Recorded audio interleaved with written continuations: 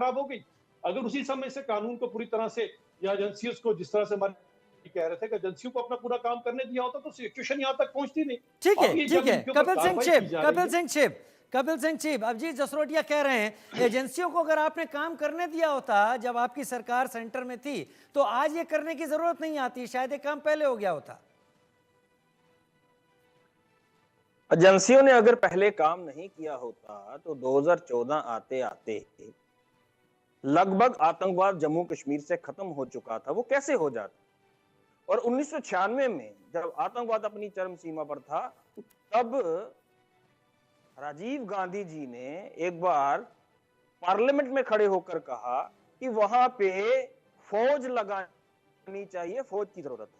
मतलब वीपी सिंह जी की सरकार थी और भारतीय जनता पार्टी की समर्थित सरकार थी। तो भारतीय जनता पार्टी के नेताओं ने विरोध किया कि छुटपुट आतंकवादी घटनाएं हैं, वहां पे फौज के हवाले करने की जरूरत कोई नहीं है जम्मू कश्मीर। झूठ बोल रहे हैं, के बाद नहीं बोल रहे हैं। मैं सच बोल रहा हूँ। नहीं बिल्कुल नहीं बोल रहे हैं। आपका ये रिकॉर्ड बीजेपी आपको देखना चाहिए, आपको पढ़ के आना चाहिए कृपया।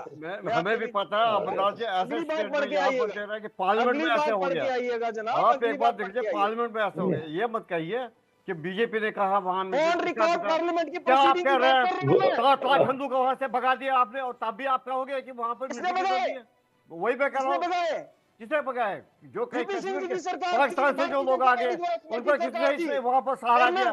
कश्मीरी लोगों ने सहारा दिया, पड़ोसी का भगा दिया। आप कह रहे भारतीय जनता पार्टी के स्लीपर बन के आप काम कर रहे हो। आप जब टिकलाल चबूतरी जी को शहीद किया गया, अडवाणी जी कश्मीर में आ गए, कश्मीर से डिमांड की कि यहाँ भारतीय जनता पार्टी का स्लीपर सेल बन के यहाँ पे डिबेट करने की जरूरत नहीं है। अब झूठ बोलने की जरूरत नहीं, आप जो झूठ बोल रहे हैं।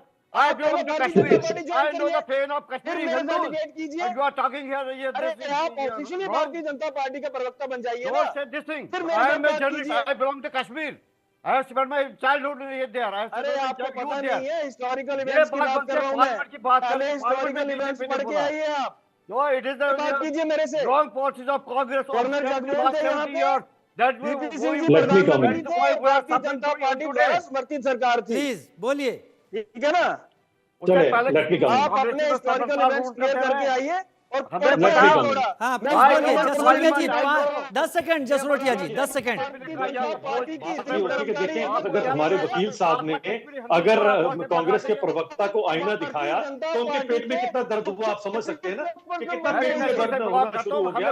ये कांग्रेस वही पार्टी है जिसके प्रवक्ता वहां पर बैठे हुए हैं पाकिस्तान के अंदर। अगर आपको पता होगा ख्वाजा करते हैं तो एक ऐसी पॉलिटिकल पार्टी जिसके प्रवक्ता बैठे हैं पाकिस्तान के अंदर, ऐसी पॉलिटिकल पार्टी से ठीक है, बहुत अच्छी चर्चा चल रही थी। मैं खुद चाहता हूं कि मैं चौराहे पर ना रहूं, मैं कभी अपनी चर्चा को इस तरीके से जी मैं समझ गया। मैं मोहम्मद इमरान काजी को लाना चाहूंगा, फिर सुशील वकील आपको भी उतना ही वक्त दूंगा क्योंकि आप इंटरवीन कर चुके हैं पहले। मोहम्मद इमरान काजी, आपको लगता है ये चीजें रुक जाएंगी? आपको लगता है कि ये जो स्लीपर सेल का मुद्दा उठाया गया है ये शायद वाकई एड्रेस किया जाना चाहिए? क्योंकि जो छुपा हुआ होता है वो ज्यादा खतरनाक होता है, फिर वो चाहे जहां हो, जिस हिस्से में हो। मेरी बारी अभी खत्म नहीं हुई है, मैं आ जाऊंगा, आपके पास भी आ जाऊंगा।